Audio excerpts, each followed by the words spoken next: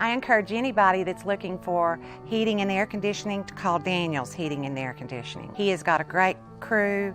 He is reliable, responsible. He checks up on you. In fact, we had to call him just so we could see him because we missed him, not because anything was wrong. I think you would be very, very pleased to use Daniels Heating and Air Conditioning.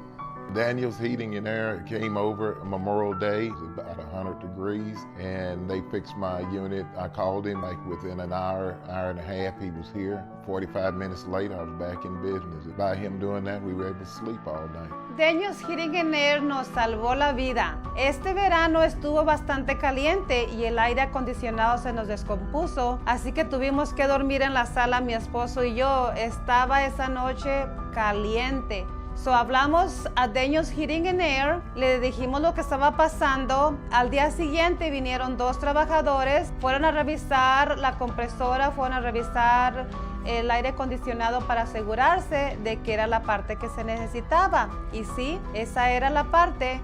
Y en un ratito, rápidos, eficaces y son muy amables. So gracias Daniels Heating and Air. Y esa noche dormimos bien suave.